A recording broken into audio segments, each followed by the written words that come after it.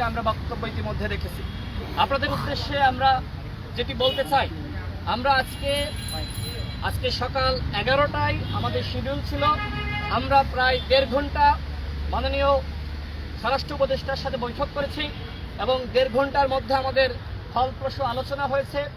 মাননীয় স্বরাষ্ট্র উপদেষ্টা আমাদের সহযোগিতা চেয়েছেন। আমরা বলেছি দেশের আইন শৃঙ্খলা পরিস্থিতি স্বাভাবিক করার জন্য গণ অধিকার পরিষদের পক্ষ থেকে আমরা তাদের পাশে থাকব। আপনারা জানেন যে আগামীকাল এই আওয়ামী লীগ যাদের বিরুদ্ধে গণহত্যার অভিযোগ, আমি অভিযোগ বললে ভুল হবে, সুস্পষ্ট প্রমাণ রয়েছে, 1000-এর অধিক ছাত্র জনতাকে যারা গুলি করে হত্যা করেছে, আমরা দাবি জানিয়েছি ছাত্রলীগ, যুবলীগ এবং আওয়ামী লীগকে নিষিদ্ধ করতে হবে।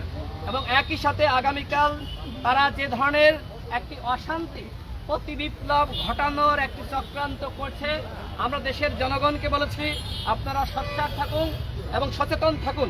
আগামীকাল আওয়ামী লীগ মাঠে নামতে পারবে না। এবং একই সাথে স্বরাষ্ট্র উপদেষ্টা আমাদের সাথে একমত, আওয়ামী লীগ যেহেতু গণহত্যা করেছে, সুতরাং এই দল এই মুহূর্তে তার অতীতের সমস্ত অর্জন এই মুহূর্তে বিলীন হয়ে গিয়েছে। এই দল গণহত্যার সাথে জড়িত, সুতরাং আগামীকাল এই দল কোনো কর্মসূচি রাজপথে পালন করতে পারবে না। আমরা আরো বলেছি যে 64 জেলায় এএসপি নিয়োগ দিতে হবে নতুনভাবে এবং নতুনভাবে ওসি নিয়োগ দিতে হবে। কারণ বর্তমানে যারা দায়িত্ব পালন করছে তারা আওয়ামী লীগকে 14 সালে, 18 সালে, 24 সালে ভুয়া এবং দামি নির্বাচন করার জন্য সহযোগিতা করেছে। আমরা স্বরাষ্ট্র সচিব জাহাঙ্গীর আলম, যিনি এর আগে নির্বাচন কমিশনের সচিব ছিলেন, আমরা সেই জাহাঙ্গীর আলমের পদত্যাগ দাবি করেছি এবং বিভাগীয় ডিআইজি সহ দলবাদ সমস্ত যে সকল কর্মকর্তারা রয়েছেন তাদেরকে চাকরিচ্যুত করে তাদের বিরুদ্ধে ব্যবস্থা গ্রহণের আহ্বান জানিয়েছি। চলমান পরিস্থিতি মোকাবেলার জন্য প্রতিটি থানায়, উপজেলা এবং থানা পর্যায়ে যে সকল থানা রয়েছে পুলিশের থানা, সেখানে পুলিশের মনোবল বৃদ্ধি করার জন্য আমরা 10 সদস্য করে সেনাবাহিনীর সদস্যদেরকে সেখানে আইন শৃঙ্খলা রক্ষাকারী বাহিনীর সাথে তাদেরকে থাকার জন্য বা তাদেরকে রাখার জন্য আমরা আহ্বান জানিয়েছি, যাতে করে পুলিশের নিরাপত্তা নিশ্চিত করা সম্ভবপর হয়। পাসপোর্ট অফিস এবং ইমিগ্রেশন অফিসে যে ধরনের দুর্বৃত্তায়ন চলে, ঘুষ দুর্নীতি চলে, প্রবাসীদেরকে হয়রানি করা হয়, যে কারণে মাননীয় স্বরাষ্ট্র উপদেষ্টাকে বলেছি আপনি অনতিবিলম্বে এই 2টা অফিস আপনি ভিজিট করেন। এটি প্রবাসীদের দাবি, বিশ্বের 2 কোটি প্রবাসী, তাদের দাবি পাসপোর্ট অফিসে এবং ইমিগ্রেশন অফিসে যাতে কোনো ধরনের হয়রানি না করা হয় এবং দেশের মানুষের দাবি। এবং একই সাথে পুলিশের কোনো সদস্যের বিরুদ্ধে যে কোনো ধরনের অসৎ আচরণের অভিযোগ আসলে, ঘুষ দুর্নীতির অভিযোগ আসলে 1 মাসের মধ্যে তদন্ত করে অবশ্যই সেই পুলিশ সদস্যের বিরুদ্ধে ব্যবস্থা গ্রহণ করতে হবে, তাকে শাস্তির মুখোমুখি করতে হবে। আপনারা জানেন যে এই আওয়ামী লীগ সরকারের 15 বছরে আওয়ামী লীগ, যুবলীগ, তাঁতি লীগ, মস্তান লীগ, গুন্ডা লীগ তারা বিভিন্নভাবে তারা অস্ত্রের লাইসেন্স নিয়েছে। আমরা বলেছি আগামী 24 ঘন্টার মধ্যে তাদের সেই সকল অস্ত্র জমা নিতে হবে। এবং এই যে সাম্প্রতিককালে আমাদের আন্দোলনের মধ্যে দুষ্কৃতিকারী মহল ঢুকে থানা থেকে অস্ত্র লুট করেছে, আমরা বলেছি 24 ঘন্টার মধ্যে এই সকল অস্ত্র জমা নেওয়ার ব্যবস্থা করতে হবে। বিভিন্ন সময় অন্যায়ভাবে যে সকল পুলিশের কর্মকর্তাদেরকে চাকরিচ্যুত করা হয়েছে এবং বিডিআর বিদ্রোহের নামে যে সকল কর্মকর্তাদেরকে চাকরিচ্যুত করা হয়েছে, সেই সকল কর্মকর্তাদেরকে অনতিবিলম্বে চাকরি ফিরিয়ে দিতে হবে। আমরা যে 8 দফা দাবি জানিয়েছি, আমাদের এই 8 দফা দাবি স্বরাষ্ট্র উপদেষ্টা তিনি মেনে নিয়েছেন এবং তিনি বলেছেন পর্যায়ক্রমে আমাদের প্রত্যেকটা দাবি তিনি বাস্তবায়ন করবেন। আমরা আরেকটি দাবি জানিয়েছি, যেহেতু র্যাবের বিরুদ্ধে অভিযোগ, র্যাবের নাম পরিবর্তন করতে হবে। আমাদেরকে আশ্বস্ত করা হয়েছে অনতিবিলম্বে র্যাবের নাম পরিবর্তন করা হবে এবং পুলিশের গায়ে, র্যাবের গায়ে বা আইন শৃঙ্খলা রক্ষাকারী বাহিনী যারাই নতুন নামে বা পুরাতন নামে থাকুক তাদের গায়ে বডি ক্যামেরা ফিট করতে হবে, সেই বিষয়টি আমরা জানিয়েছি, আমাদেরকে আশ্বস্ত করা হয়েছে। 18 সালের কোটা সংস্কার আন্দোলনের বীজ আমরা বপন করেছিলাম, ওই সময় আমরা নেতৃত্ব দিয়ে আমরা সফল হয়েছিলাম। আজকে আমরা আমাদের নুরুল হক নূর সহ আমাদের নেতৃবৃন্দ যারা এখানে আছেন প্রত্যেকেই 2018 সালের কোটা সংস্কার আন্দোলনের নেতৃত্ব দানকারী ছিলেন। এই এনারাই আবার 24 সালের আন্দোলনে অংশ নিয়েছে, নেতৃত্ব দিয়েছে।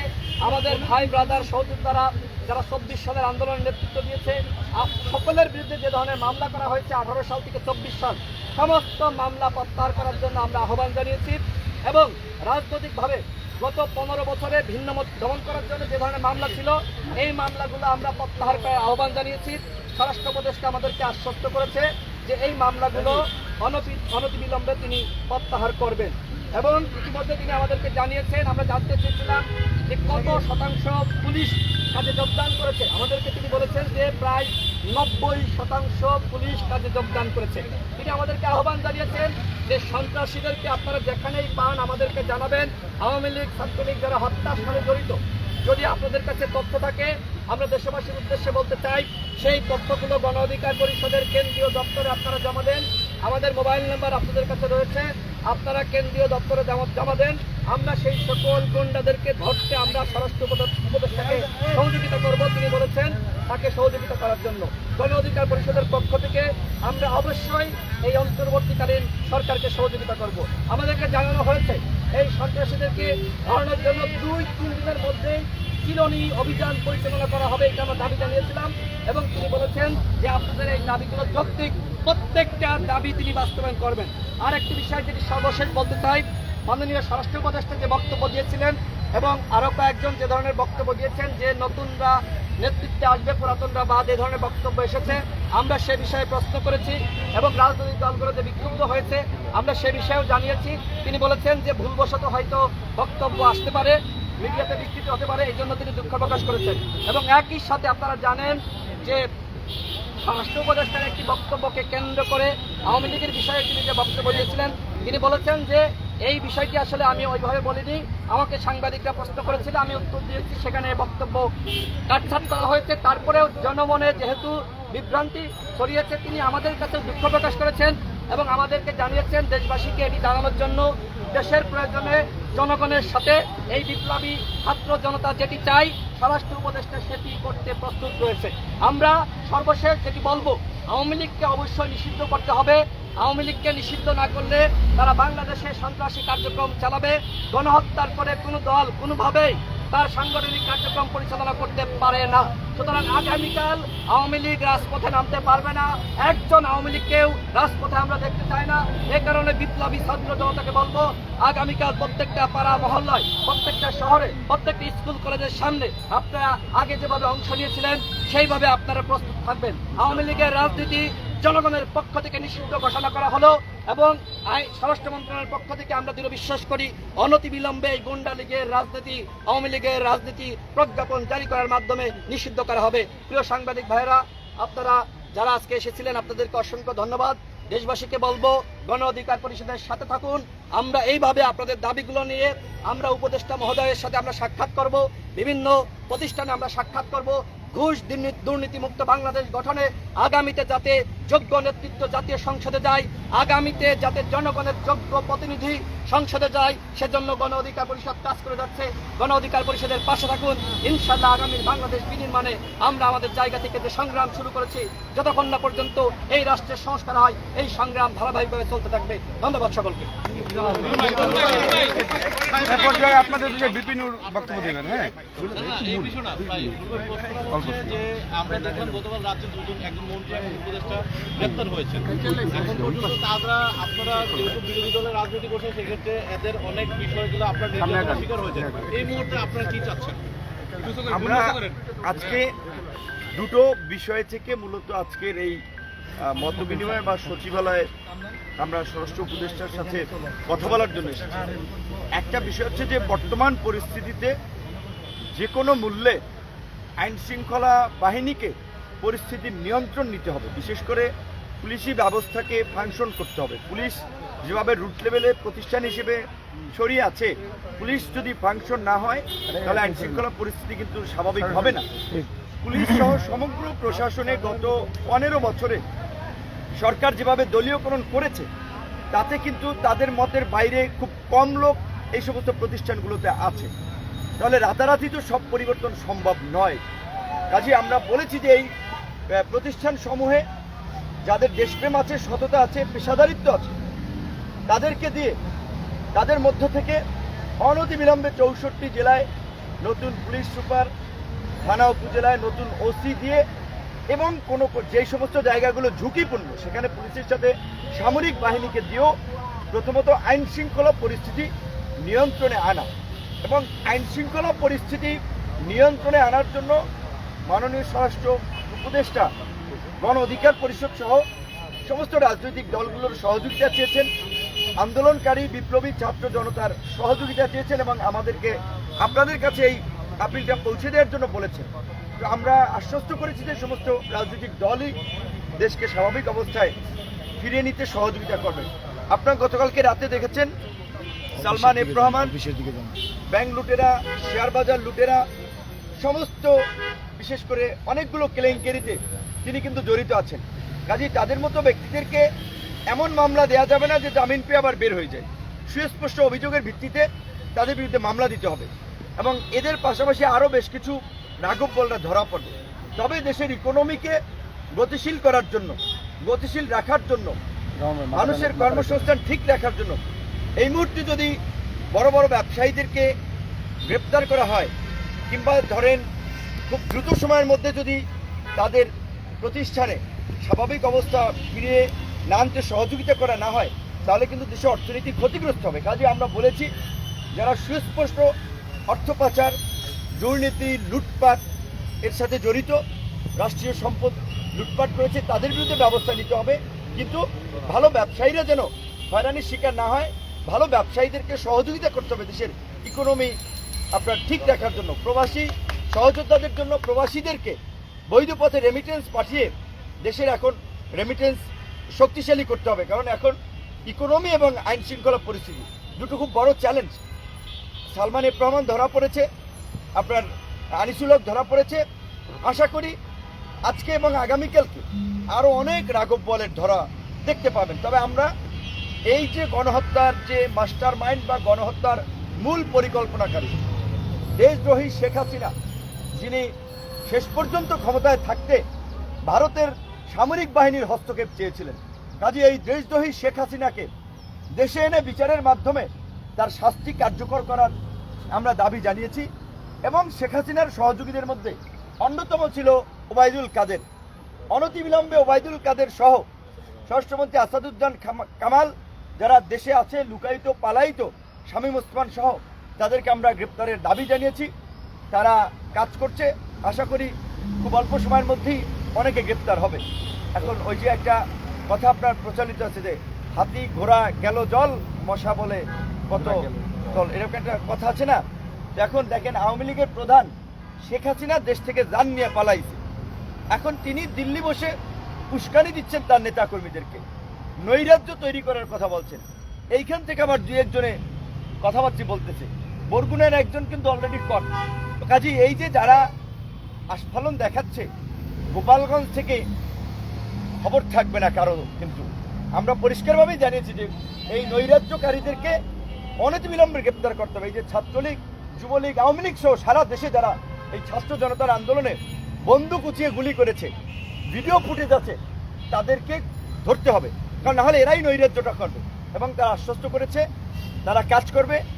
সাংবাদিক, নাগরিক সমাজ, রাজনৈতিক দল এদের তালিকা করার জন্য আমাদের সহযোগিতা চেয়েছে। কাজে আপনাদের এলাকায় যেখানে মিছিল হয়েছে, সমাবেশ হয়েছে, সেখানে কারা বাধা দিয়েছে, কারা হামলা চালিয়েছে, এই সমস্ত সন্ত্রাসীদের তালিকা করা হবে এবং তালিকা করে তাদেরকে গ্রেপ্তার করা হবে।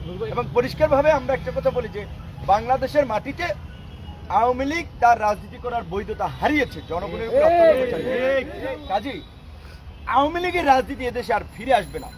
যারা দুঃস্বপ্ন দেখছেন তারা অন্ধকার কারা প্রকোষ্ঠে অচিরেই পতিত হবেন।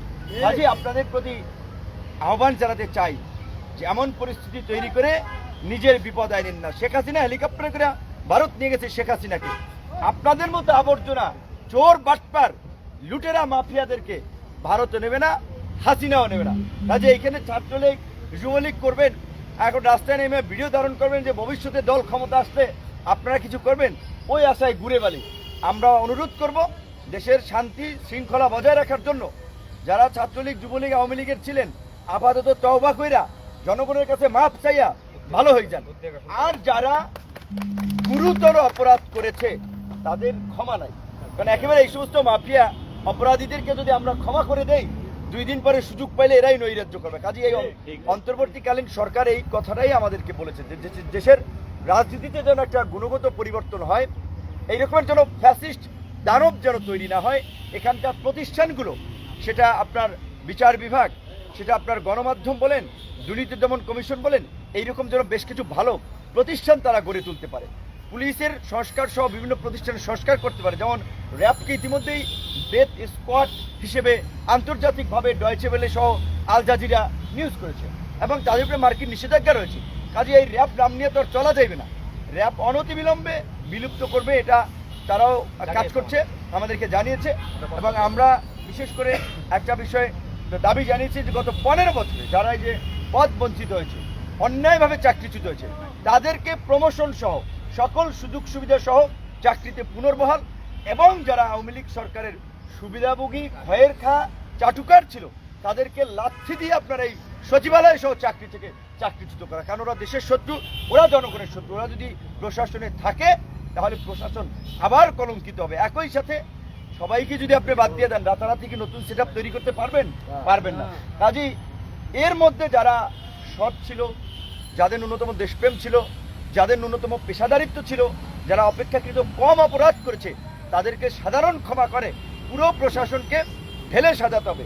নিরপরাধ কেউ আশা করি চাকরিচ্যুত হবেন না, ক্ষতির আশঙ্কা করবে না। কিন্তু আওয়ামী লীগ যে গেমটা খেলার চেষ্টা করতেছে, আর্মিকে আনস্টেবল করার চেষ্টা করতেছে, পুলিশকে আনস্টেবল করার চেষ্টা করতেছে, বিচার বিভাগকে কু করার চেষ্টা করতেছে, তো এই বিচার বিভাগ কিংবা আর্মি পুলিশের এই 250 জন, 60 জন, 100-150 অফিসার নিজের ঝুঁকি নিবে, তাতে কি সফল হয়ে যাবে?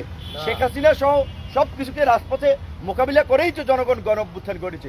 কাজেই অভ্যুত্থানকারী জনগণ সতর্ক এবং সচেতন আছে, আপনাদের যে কোনো প্রচেষ্টাকে রুখে দিবে। কাজেই পুলিশের মধ্যে আমরা বলবো, যারা কাজে যোগদান করেন নাই অনতিবিলম্বে কাজে যোগদান করেন। যারা অন্যান্য আপনার বাহিনী সহ প্রতিষ্ঠানে আছেন, তারা অনতিবিলম্বে কাজে যোগদান করেন। এবং বিভিন্ন লোকাল এলাকা সহ শহরে রাজনৈতিক দল, নাগরিক সমাজ, আন্দোলনকারী ছাত্র জনতাকে বলবো, আপনারা স্বপ্রণোদিত হয়ে থানায় গিয়ে ওসি সহ পুলিশের কর্মকর্তাদের সাথে মিটিং করেন, ইউনোর সাথে মিটিং করেন, জেলায় গিয়ে আপনার এসপি ডিসির সাথে মিটিং করেন, তাদেরকে আশ্বস্ত করেন আওয়ামী মাফিয়াদের তালিকা করে এসপি, ওসি, ইউনো, ডিসিদের কাছে দিন, ওদেরকে যেন গ্রেপ্তার করে এলাকার শান্তি এবং স্থিতিশীল পরিবেশ বজায় রাখার জন্য আওয়ামী মাফিয়া সন্ত্রাসীদেরকে গ্রেপ্তার করতেই হবে। কাজেই আপনারা আইন শৃঙ্খলা পরিস্থিতি স্বাভাবিক করতে সহযোগিতা করেন, প্রশাসনকে সহযোগিতা করেন, চিহ্নিত দুর্নীতিবাজ, দুর্বৃত্ত, সন্ত্রাসীদেরকে গ্রেপ্তারের জন্য প্রশাসনের কাছে তালিকা তৈরি করে দিন। বিডিআর সম্পর্কে কোনো কথা হয়েছে কিনা? বিডিআর এর হত্যাকাণ্ডে যারা শিকার হয়েছে, সোশ্যাল মিডিয়াতে একটা ভিডিও খুবই ভাইরাল, সেখানে স্বরাষ্ট্রমন্ত্রীর সঙ্গে একজন পুলিশ ঊর্ধ্বতন কর্মকর্তা কথা বলছেন এবং গুলি করে মারার ব্যাপারটা স্পষ্ট করছেন। সেই জায়গা থেকে আপনাদের রাজনৈতিক অবস্থান থেকে আপনারা স্বরাষ্ট্র উপদেষ্টার সঙ্গে কথা বলছেন, এই ব্যাপারে কোনো ধরনের আলোচনা হয়েছে কিনা, বা আপনারা সুনির্দিষ্ট কি চাচ্ছেন স্বরাষ্ট্রমন্ত্রী? আমরা কিন্তু একটা বিষয় পরিষ্কারভাবে বলেছি যে একজনকে বাধ্যতামূলক অবসরে দেওয়া, যেমন এসবি প্রধান মনিরুল সাহেব কিংবা জিএমপি কমিশনার সাবেক হাবিবুর রহমানকে বাধ্যতামূলক অবসরে দেওয়া হয়েছে। তো এরা তো জঙ্গি নাটক, বিএনপির অফিস থেকে অস্ত্র উদ্ধার, মিছিলে বোমাবাজি করে মিছিল নৎসাৎ করে দেওয়া, এই ধরনের গুরুতর অপরাধ, মানবতা বিরোধী অপরাধগুলো করেছেন। কাজে এদেরকে শুধু বাধ্যতামূলক অবসর দিলে, চাকরিচ্যুত করলে তো কিছু হবে না, এদেরকে আপনার শাস্তির মুখোমুখি করতে হবে। প্রয়োজনে আন্তর্জাতিক আদালতের মাধ্যমে, আন্তর্জাতিক মানবতা বিরোধী অপরাধ আদালতের স্ট্যান্ডার্ড বাড়িয়ে বিশেষ ট্রাইব্যুনাল করে তাদেরকে অবশ্যই শাস্তিমূলক পদক্ষেপ নিতে হবে, এই দাবি আমরা জানিয়েছি। আমি আরেকটা বিষয় বলি, সেটা হলো যে জনগণের উদ্দেশ্যে বলতে চাই যে আপনারা সীমান্তে পাহারা বসান, একজন আওয়ামী লীগার, একজন গুন্ডা লীগ, মাস্তান লীগ যাতে করে পালিয়ে না যেতে পারে। মাননীয় স্বরাষ্ট্র উপদেষ্টার পক্ষ থেকে এই আহ্বান জানানো হয়েছে যে এইটা আমাদেরকে পাহারা দিতে হবে, সীমান্তে পাহারা দিতে হবে। ধন্যবাদ।